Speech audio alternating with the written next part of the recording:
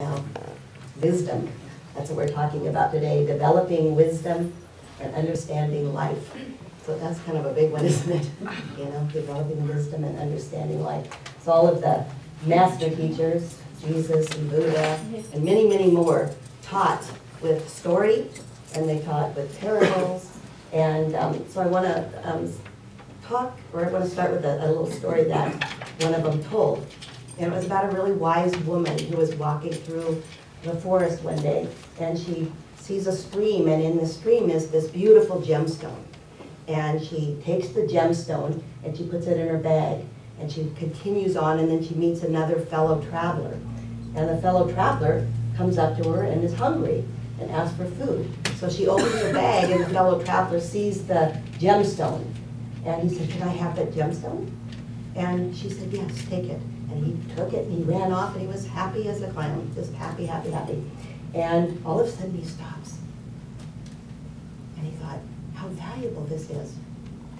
But there's something more valuable. And he runs back to the wise woman. And he said, "You know, I'm giving this back to you, and I'm asking you to give me something more valuable. Give to me what it is that enabled you to give me the gemstone." Do you understand? What is it inside? What is it inside that enabled you to give me that gemstone? How many of us would do that? See, and that's what we're talking about today, because inside that woman was wisdom.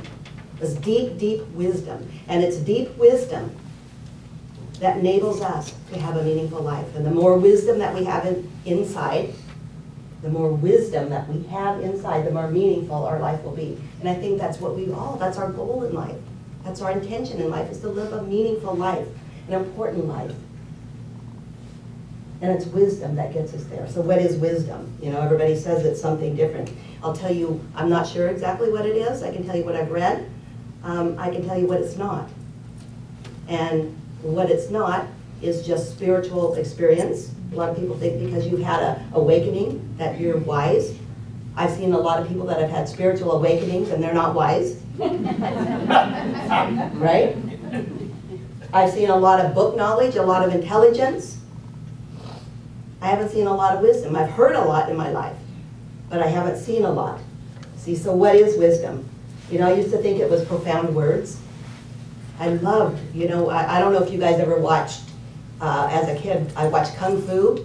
Remember that? And there was a little grasshopper. Yes, grasshopper. You know, the darkness is fear. You know, and I used to just go, oh, what does that mean? And I always thought they were so wise. That was, you know, my intention and my goal. I just wanted to be wise and understand what it was. So it seems like my whole life has kind of been this search for, you know, this wisdom. And I thought for a while it was about intelligence, about getting education and being able to know so much. What I'm finding out is that there's a lot of people that know a lot, you know, and I don't consider them wise. Although there are a lot of people that know a lot and they are wise too. But I think if I had to sum it up, wisdom is this deep understanding and this insight. It's an insight of life. It's knowing at the deepest level in your being. The book we're using is Roger Walsh, and what he says, that it's recognizing the deeper nature in things, seeing beyond. And I think it is seeing beyond with a larger perspective, not seeing things just as they are on the surface, but going underneath and thinking, what is this about? Why? You know, that it's what your video is wonderful, because it's really what it's about, is that we're connected. To me, wisdom is knowing that it's not just me up here.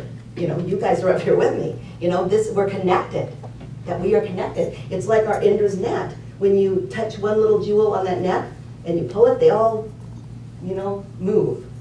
And that's the idea of us being connected. This is an interconnected world. Abraham Maslow, you know, the psychologist, what he studied self-actualizing people to be considered wise people. And what he found out is that most of those people have something called being values. Being, B-E-I-N-G. He called them the B values of life. And I want to talk about those values because we can look at our lives and see what are the values that are important to us and what do we live by. See, just because they're important to you doesn't mean we live by them. You know, because I'm going to list a whole bunch of values and you're going to say they're all important to me, but the answer is, or the question is, do you live by them? You know, are they internalized? So that's kind of what this call is to say, this is what wisdom is, and are you living it? What's important to you, and are you living it? That's what we're doing in the workshop today. We're looking at that. What's important? What are these values? And what's my philosophy? You know, what do I really live? What do I want to live in life? He found out that they were inner-directed people. Inner-directed people. And they had this sense of awe and wonder of the world. You know, everything was just immensely beautiful. You know, the oceans, every flower was incredible. It was this awe and wonder over how life is, how the universe works. They felt joy of other people's successes. That's called sympathetic joy, isn't it, in Buddhism? Sympathetic joy. They cared. They weren't jealous. They loved other people's successes. That's what self-actualizing wise people believe. And they gave, I love this, they gave more love than most people, and they needed less. Don't you love that? They gave more and needed less because they knew that they were love. They weren't needed. It wasn't needy. So here's the B values that were central to their lives as he did a thing. It's wholeness, perfection, completion, a justice, an aliveness, a richness, a simplicity, beauty. I see beauty. I see you. You know how much that beauty means in your life. You know, goodness, uniqueness, effortlessness, playfulness, truth, honesty, and reality. Those are the qualities. And he says that wise people, these self-actualizing people, have a greater understanding of these qualities. And they embody the qualities. They try. Maybe not all of them, but they try. And they understand their weaknesses and their strengths, too. See, you know, I think sometimes we don't think we should have weaknesses. We all have weaknesses, and wise people know they have weaknesses. And they do something about it. They move forward, and they do practice. They see life from a higher perspective. They look at the universe, and they say, how do I fit into the universe? How do I fit into humanity? And the truth is that their identity, it boils down to this, is that their identity has broadened. It's not just about me anymore. It's about a me to we perspective. They see the world as all connected.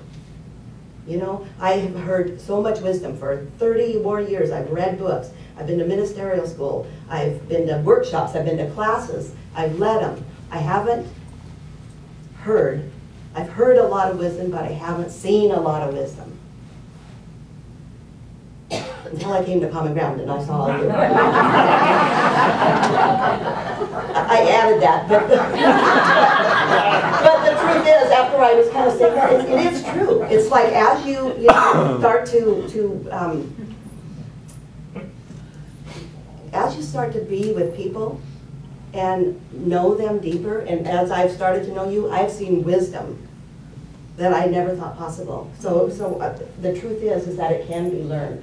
And that's what this talk is really about, is that it can be cultivated, you know, as long as it's internalized. And that's what Maslow said too, is that we have to know it, right? But it's when you leave it here and you don't drop it to your heart and walk it.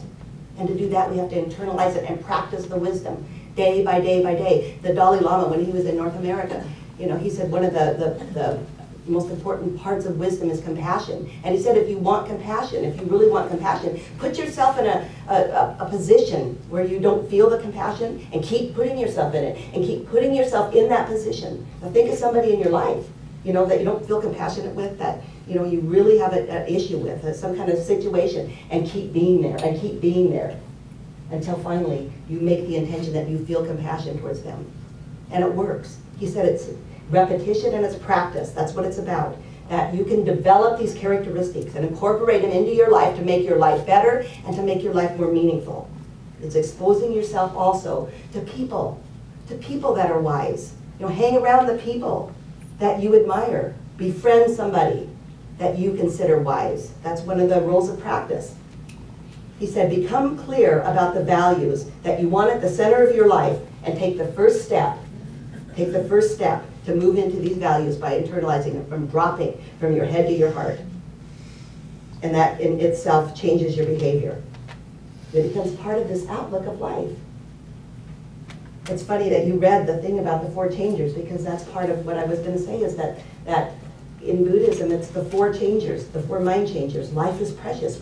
You know, reflect on this. Life is so precious. Life is so precious. Life is so short. Life can be difficult. And your ethical values make a difference in the world. They make such a difference. Find friends. That's what I was saying. Find friends who love the truth. Thank you, God. I found one. Who love the truth. I found many.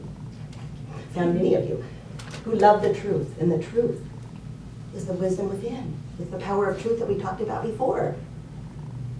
That's wisdom, is the power of truth. You know, we all have this precious gem inside of us, just like the woman. It's just that it's not internalized in all of us. And so that's my call. I'm going to close with one of the favorite poems I've ever read that tells me what wisdom is, and it's the Desiderata. Most of you probably have heard it before. Listen to it and see if it calls to you. Go placidly amid the noise and haste, and remember what peace there may be in silence.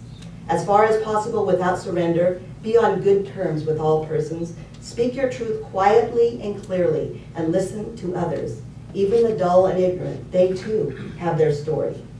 Avoid loud and aggressive persons. They are vexations to the spirit. If you compare yourself to others, you may become vain and bitter, for always there will be greater and lesser persons than yourself. Enjoy your achievements as well as your plans. Keep interested in your career, however humble. It is a real possession in the changing fortunes of time. And this was written in early 1800s. Exercise caution in your business affairs, for the world is full of trickery. But let this not bind you to what virtue there is. Many persons strive for high ideals, and everywhere life is full of heroism. Be yourself. Especially do not feign affection. Neither be cynical about love, for in the face of all aridity and disenchantment, it is as perennial as the grass. Take kindly, this is for all of us, take kindly the counsel of the years, gracefully surrendering the things of youth. Nurture the strength of spirit to shield you in sudden misfortune, but do not distress yourself with imaginings. Many fears are born of fatigue and loneliness. Beyond a wholesome discipline, be gentle with yourself. You are a child of the universe, no less than the trees or the stars. You have a right to be here. Whether it is clear to you, no doubt the universe is unfolding as it should. Therefore, be at peace with God, whatever you conceive God to be. And whatever your labors and aspirations, in the noisy confusion of life, keep peace with your soul.